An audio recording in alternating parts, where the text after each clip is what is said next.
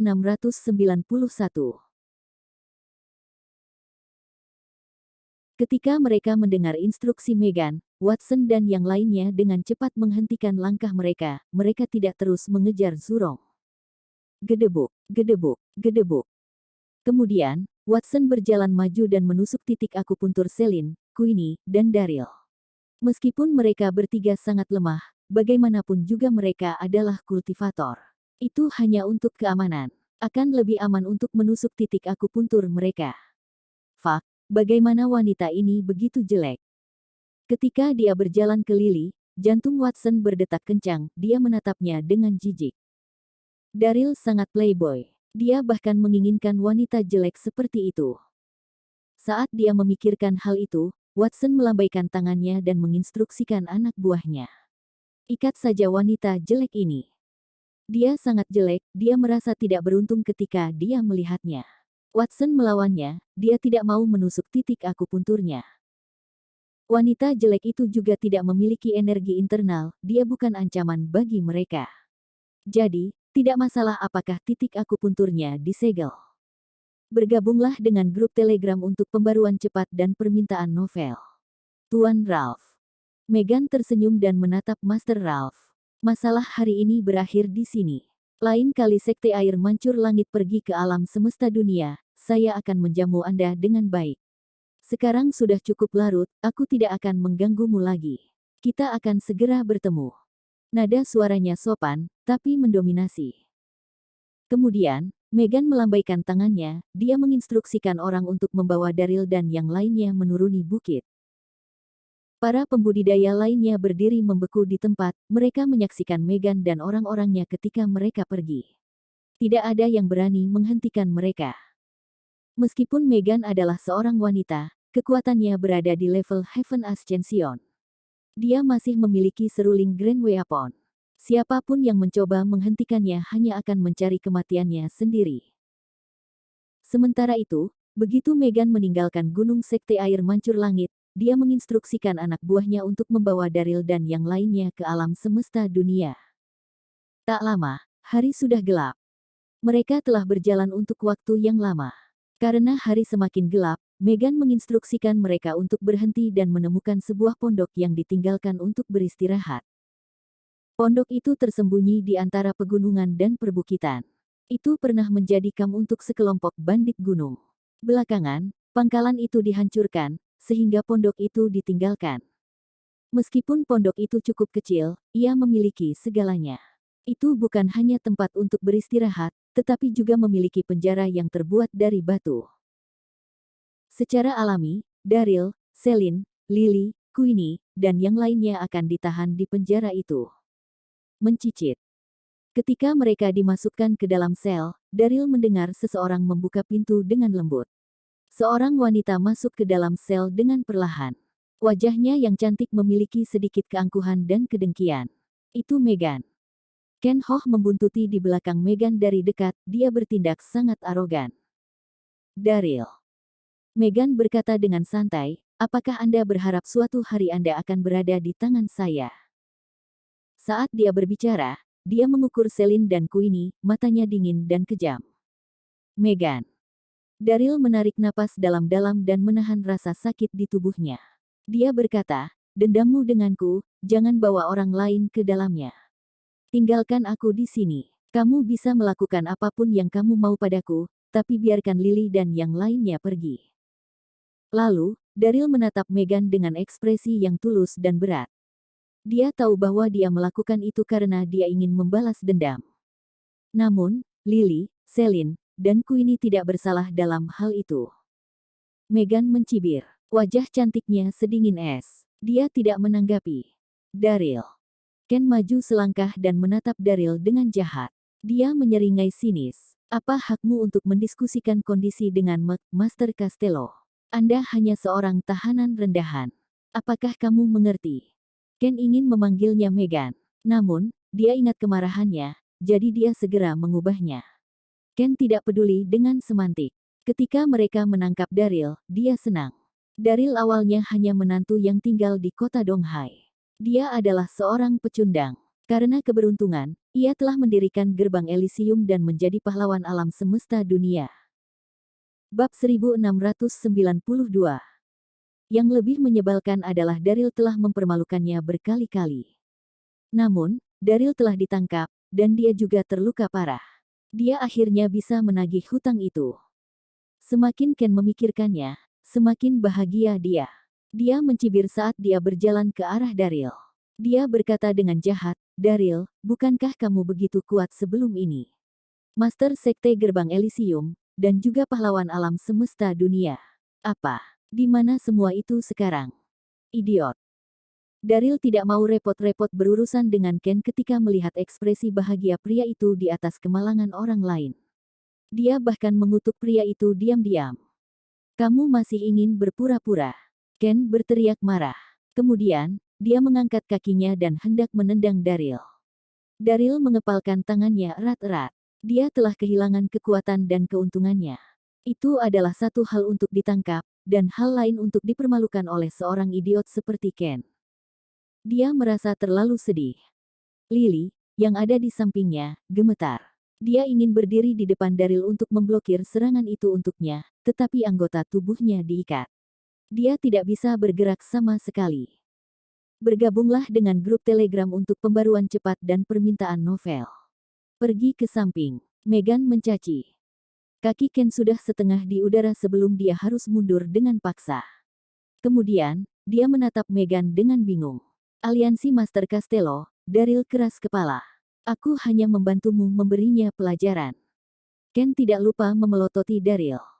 "Aku tidak butuh bantuanmu." Wajah Megan tidak menunjukkan emosi. Dia berkata dengan dingin, "Pergi." Suaranya tidak keras, tapi berwibawa dan tidak perlu dipertanyakan lagi, itu bahkan datang dengan aura yang kuat. Meskipun Megan membenci Daryl, dia ingin menjadi satu-satunya yang mempermalukannya. Tidak ada yang akan diizinkan untuk melakukan itu. Meneguk. Ken mundur ketika dia merasakan auranya. Dia menelan ludahnya diam-diam saat dia menundukkan kepalanya. Dia tidak berani mengatakan sepatah kata pun dan pergi diam-diam. Daryl menghela nafas diam-diam ketika pria itu pergi. Ken pecundang. Dia hanya menggunakan kekuatan Megan untuk menjadi sombong. Tanpa dia bukan apa-apa. Daryl. Megan menatap Daryl, matanya bersinar dengan ejekan. "Kau ingin aku melepaskan mereka? Bukankah seharusnya Anda mengungkapkan permintaan itu? Mungkin, bahkan memohon padaku." "Megan, kumohon lepaskan mereka," Daryl berkata sambil menghela nafas dalam hatinya. Cek, cek, cek. Megan mengerucutkan bibirnya dan menggelengkan kepalanya dengan ketidakpuasan. "Yah, kamu tidak bisa mengatakannya begitu saja, kamu harus membuktikannya." Dia tersenyum jahat ketika dia mengatakan itu. Merayu. Daryl menarik napas dalam-dalam, dia merasa bertentangan. Dia tahu Megan ingin dia berlutut dan meminta maaf. Namun, Megan telah membunuh istri Chester, dan kemudian dia membunuh Master Sekte Gunung Hua dan menjebaknya untuk itu. Dia adalah orang yang telah menganiaya dia, jadi mengapa dia harus berlutut padanya? Namun, jika dia tidak berlutut, Lily, Queenie, dan yang lainnya akan berada dalam bahaya. Gedebuk. Beberapa detik kemudian, Daryl menekuk lututnya dan berlutut di depan Megan. Dia berkata, "Apakah ini baik-baik saja?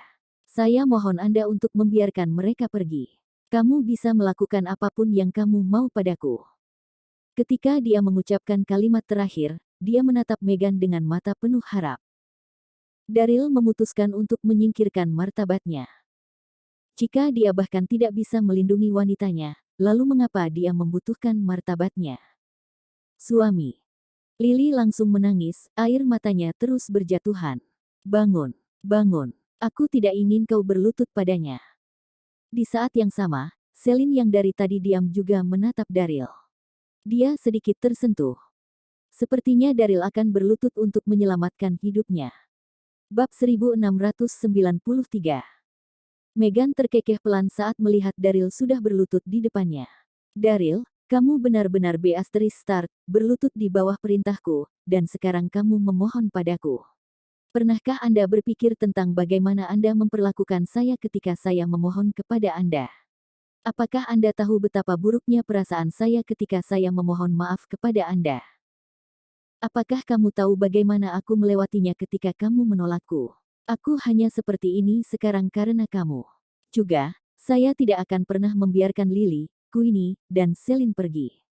Tidak hanya saya tidak akan membiarkan mereka pergi, tetapi saya juga akan mengekstrak esensi sepupu Anda menjadi ramuan tepat di depan Anda.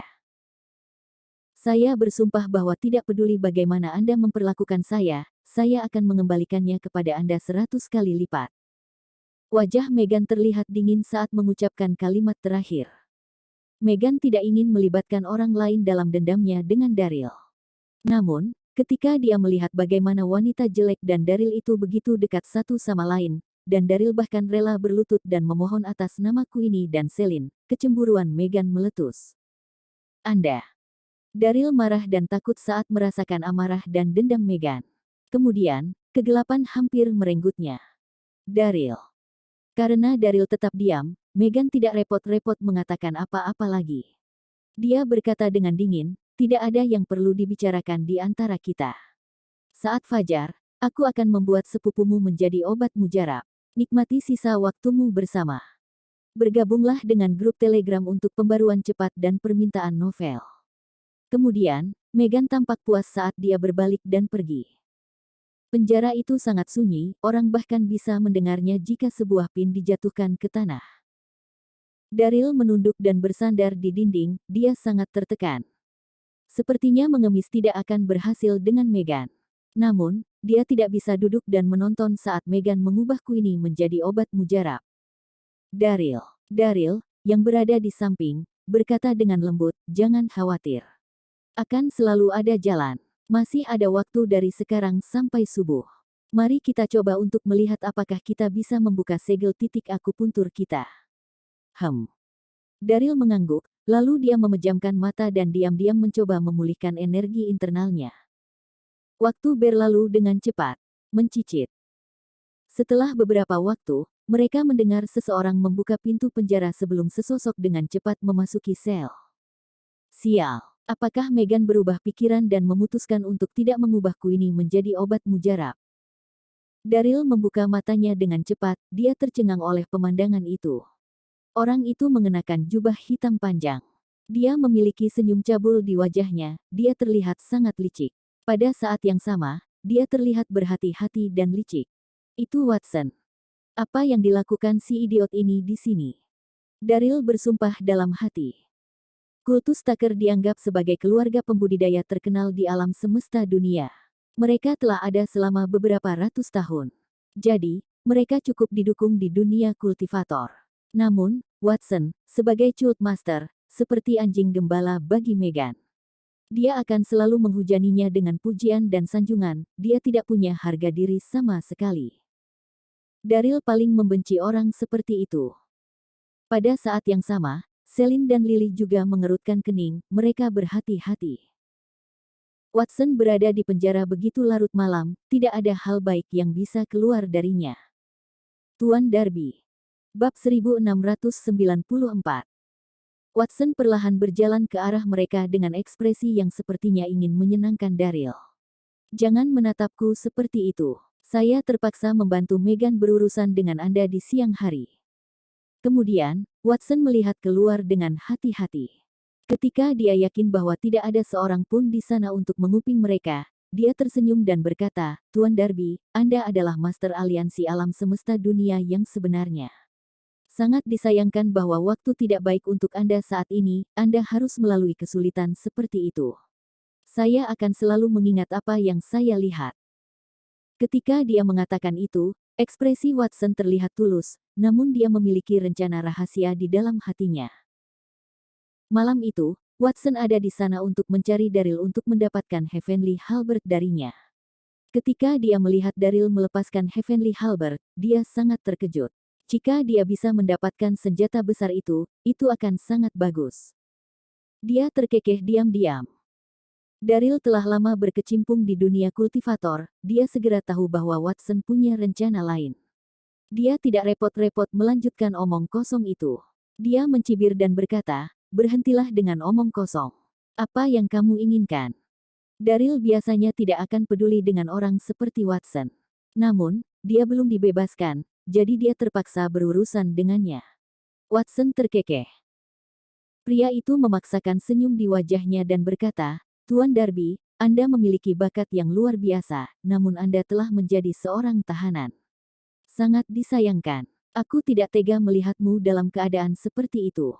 Anda adalah orang yang lugas, jadi saya tidak akan bertele-tele. Saat malam sepi, aku akan mencoba melepaskan kalian semua, dengan satu syarat, kau harus memberiku Heavenly Halberd. Bergabunglah dengan grup Telegram untuk pembaruan cepat dan permintaan novel." Ketika dia mengatakan itu, Watson menatap Daryl dengan mata penuh harap. Watson menatap Daryl sambil menunggu tanggapannya. Matanya berkilat penuh harapan. Watson berpikir bahwa jika dia memiliki Heavenly Halberd, dia tidak harus menjadi anjing gembala Meghan. Dia bisa menggunakan kekuatannya sendiri untuk membantu kultus Tucker berkembang. Pada saat yang sama, Watson juga memperhatikan setiap gerakan di luar. Dia sangat berhati-hati. Dia tidak pernah bisa membiarkan Meghan tahu tentang itu. Jika tidak, kultus Tucker akan berakhir. Daryl tidak menjawab. Dia hanya menyeringai pada pria itu. Ternyata si idiot ini menginginkan Heavenly Halberd, tidak heran dia sangat licik. Tuan Darby. Ketika Daryl tidak menanggapi, Watson menjadi sedikit cemas. Dia berkata dengan memohon, "Saya tidak perlu mengingatkan Anda tentang situasi Anda saat ini. Anda tahu dengan sangat jelas bahwa begitu fajar menyingsing, sepupu Anda akan berubah menjadi obat mujarab. Adapun Anda dan dua wanita cantik lainnya, Anda juga akan berada dalam bahaya. Anda dapat menukar Heavenly Halberd dengan 4 nyawa. Itu akan sangat berharga." Watson melirik Celine beberapa kali. Tidak heran jika Celine adalah pianis terhormat yang cantik dan terkenal di seluruh 9 daratan. Bahkan jika dia diikat dan terlihat kuyu, aura dingin dan elegannya tetap membuatnya menarik. Meneguk. Setelah beberapa detik, Watson diam-diam menelan ludahnya. Jika dia tidak cemas untuk mendapatkan Heavenly Halberd dan tidak ingin menyinggung Daryl, dia ingin menikmati kelembutan dari kecantikan yang begitu indah seperti Celine. "Apa? Anda menginginkan Halberd surgawi?" Daryl menyeringai dingin. Watson tercengang. Daryl menghela napas dan berkata, "Halberd surgawi adalah senjata agung lubu yang dia gunakan untuk menaklukkan dunia. Hanya pahlawan dan cendekiawan terkemuka dan terhormat yang layak mendapatkannya. Meskipun Anda adalah Master Sekte Tucker, Anda telah memutuskan untuk tetap berpegang pada Meghan dan menggunakan statusnya untuk menggertak orang lain. Anda adalah orang yang sangat hina. Apa hak Anda untuk memiliki Heavenly Halberd? Apakah Anda pikir Anda layak untuk itu? Apakah Anda pikir Anda layak untuk itu?" Kata-kata itu seperti palu tak terlihat yang menghancurkan hati Watson dengan brutal. Astaga! Ekspresi Watson berubah. Dia sangat marah sehingga dia hampir meledak. Dia menunjuk Daryl dan berkata, "Bajingan yang tidak menghargai. Jika saya bukan pahlawan, maka Anda adalah salah satunya. Jadi bagaimana jika Anda salah satunya? Kamu masih ditangkap." Daryl tidak menghargai kata-katanya, mereka mempermalukannya. Betapa hina. Bab 1695. Pergi saja. Daryl berkata dengan tenang sambil menatap Watson.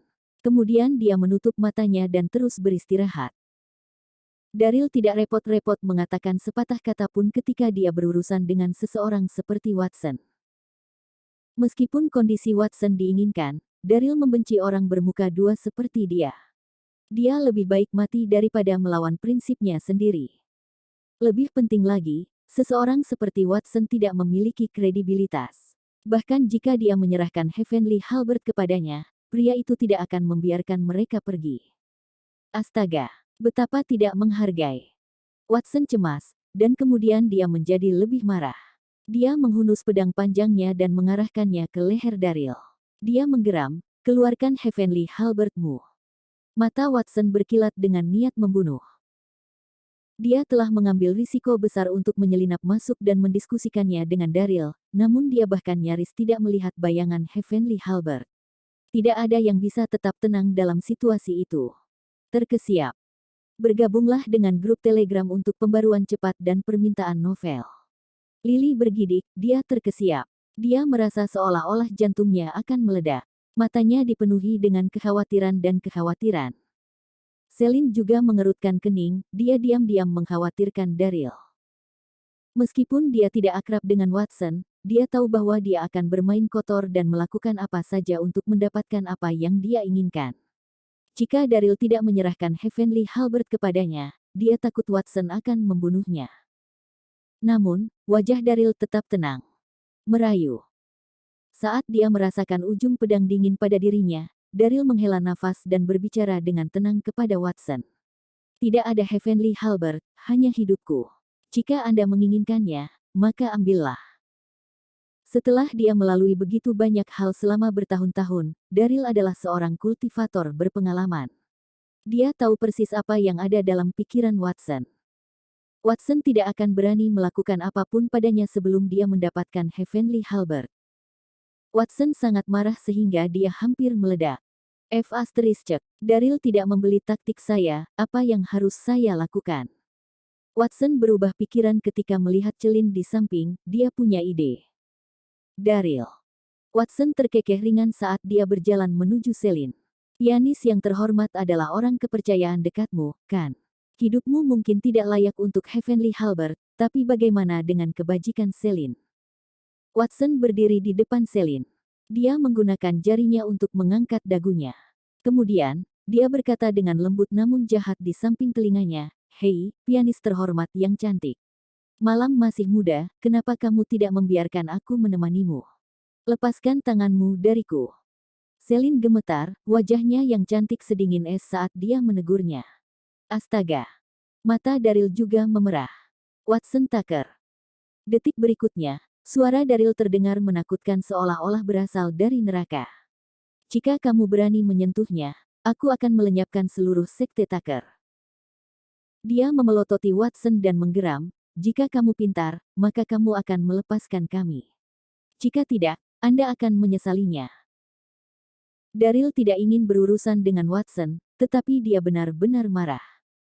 Sungguh orang yang hina. Hanya karena saya tidak setuju dengan taktiknya, dia mengalihkan pandangannya ke Celine. Daryl dan Celine telah bertaruh sekitar sebulan yang lalu. Jika dia berhasil menaklukkan beberapa benua untuk menjadi kaisarnya, Celine akan setuju untuk menjadi wanitanya.